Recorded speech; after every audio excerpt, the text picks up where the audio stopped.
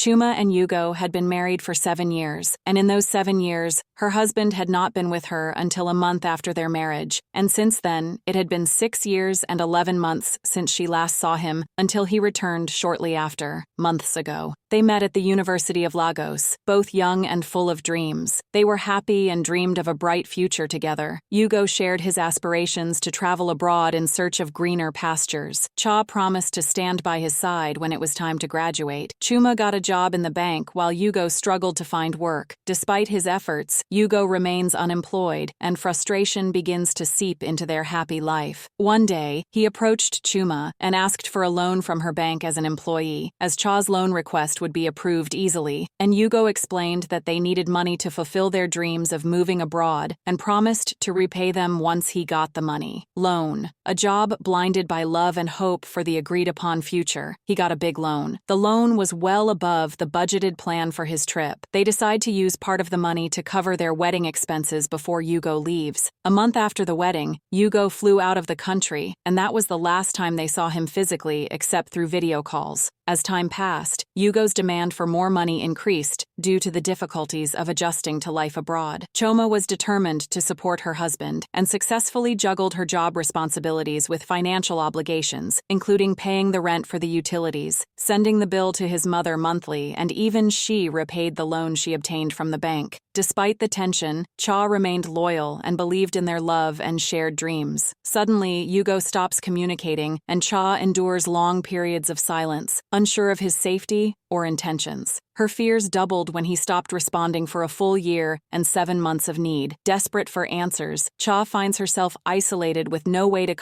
use friends for information. All her friends she knew told her that they also couldn't reach him, and then suddenly, the phone rang, and Yugo Cha's emotions overflowed. When she heard his voice when she picked up the phone, Yugo told her not to cry because he was fine, as he stopped calling for a short while so he could find his balance in the foreign country. They talked, then he asked her for $2 million, so she shouted and asked him where I got this money from, and he said from the bank. Of course, in an informal way, that there is a business project that he is trying to establish, and if he starts making money from it, he will pay her for everything. With the loan she obtained, despite her reservations, she agreed to send him $1 million, part of the requested amount, in the hope of preserving their fragile relationship. She asked him when she would join him. He told her quickly, and the call was cut off. He didn't care about that. How was she coping? How were the loans repaid? How she took care of herself, and even his mother. He didn't ask her, never, but he kept asking for more money as Yuga's demands continued. Cha's patience dwindles, and she begins to question their relationship with Yu. His intentions. As their 6th wedding anniversary approaches, Chuma confronts Yugo and urges him to reconsider his priorities and return home if life abroad does not fulfill his dreams. Yuga's dismissive reaction leaves Yuma feeling depressed and abandoned, and grappling with the realization that their marriage has become one-sided. Meanwhile, at Cha's workplace, she faced another challenge when her boss inappropriately harassed her. She respectfully declined and told him she was a married woman. Her boss laughed at her and asked her questions. She is married to whom, and since when have you seen your husband? Why are you so blind to what is happening under your nose? He said, your boss kept insisting and kept refusing, which led to her being fired alone, and a weak Chuma came home and called her husband on a video call, but he did not choose instead. Another woman told her she wanted to talk to Yugo, and the lady said that her brother wasn't there. It was obvious that you lied to the other lady that Cha was his sister, so she didn't do it. It doesn't matter. To ask the lady who she was, she just said okay, and hung up the call. After a few hours, Yugo called and asked her why she called without him calling her first. He told her not to call him until he called her, so she apologized and told him she lost her job because her boss was getting ahead of her, but she rejected Yugo's criticism and blamed her for her predicament. Instead of supporting her decision in his defense, she should have acted maturely and accepted the offer that they could have gotten more money for themselves. Choma-kan, shocked and at the same time angry with anger, she hung up the call and started crying because of what Yugo said, and she never believed that he would ask her to accept that the next day. Yu's mother, who had not visited the house since her son traveled, came and ran to pick up her bag from her, but Mama pushed her so hard that she fell in pain and was still on the floor. I asked her what she had done wrong to deserve this. Her mother-in-law said she had done everything wrong. She took my money. Send me my son this month. You refuse to give me grandchildren. You refuse to leave my son to marry another woman who will give me grandchildren. Mama is seething with anger. Chuma knows it is not her fault, but she still begs Mama to forgive her, that she will do better. Mama looked at her. With hatred, I shouted at her to go and give her something to eat. Immediately, she brought the food. Mama poured the food on her, calling her a righteous woman. She has been married to her son for 7 years and has no children to show for them, so she left the house, and Mama started throwing her things out of the house. Chuma sent her husband a text message telling him what was happening. Then Yugo called her on a video call and asked her to give his mother the phone, so he talked to Mama to leave Cha alone because she had not done anything wrong. Mama kept insisting that she should to leave the house for another woman to come and give him the children. Henry told his mother that she should leave his wife alone and cut off the phone. Mama got angry and started insulting Cha and calling her a witch who had been bewitched. Her son Cha kept begging her, saying she was sorry. Then Mama asked her why she was taking her monthly money that her son sent her, and Cha had no choice but to open up and told her that she was the one sending her the money from her own earnings. Her son hasn't sent her any money since he left the country. Mama said she was lying. Rita also told her that she was the one who sent her some money too, but Mama got angry and left the house. The next day, Cha went to the beach to think and cool her head. There she met Ben too, a handsome man. They talked, and I found out that Ben was funny. She laughed a lot that day. Then they became serious in their conversations. She told Ben everything that had happened so far. He was surprised that she had gone through all that for a marriage of 7 years. However, she had been with her husband for only 1 month and remained faithful to it all, while Ben promised to help her get a job unknown to her. Ben is the president of a well-known company with many branches spread here and abroad, but he never told her that the first thing he did was get her a job. In one of his company branches, he helped her pay the bills on the floor. She was very happy and thanked him, because they became good friends. Ben told her that he likes her, but we respect the fact that she is a married woman, even if she is oblivious to it. What's really going on in her marriage is that Ben even told her that he wouldn't be surprised if Yugo had another family abroad, which could be the reason why he hasn't come home since he left. I was upset by that, and Ben quickly apologized one day. I came home from work and met Yugo at home, and he never told her that he was coming home. She was surprised and happy at the same time. The next day, she tells Yugo that she wants them to go for a fertility test. She's been having this annoying feeling for some time now. The whole time they've been at school, her period has never been late, and within the 1 month before he traveled, she was supposed to be pregnant, but she didn't. When she told Yugo why she needed to take the test, Yugo was willing to take the test, because he thought it was very important. Fail, after all, I have 2 kids abroad, he thought to himself. They went for the test, and when the results came out, she was very fut while Yugo was in fut. He couldn't believe it because he has 2 children abroad, so he said they should go for another test in another hospital, and she agreed. The same result was seen. He then insisted for a 3rd test in a different hospital, and Cha got upset and shouted at him. We should be thinking of what to do, not waste our time going from hospital to hospital. She shouted in anger at night when he thought Cha was asleep. He went outside to call his doctor friend who is abroad. He asked him if he still has a sample of the spam he donated to his hospital. His friend who, a Dr. Abro, confirmed, yes, that it hasn't been used. He then told the friend to conduct a fertility test with the spam. The friend asked him what this was all about. How can he ask for a fertility test after 2 children? He then opened up to his friend that he has a wife here, and that they went for fertility test, and it says he's infertile. The friend wasn't happy about him having 2 wives, but went ahead to do the test. Meanwhile, he never knew Choma was behind him listening to the conversation after the call. He saw Cha and started pleading with her for forgiveness. She cried till morning and then said she has forgiven him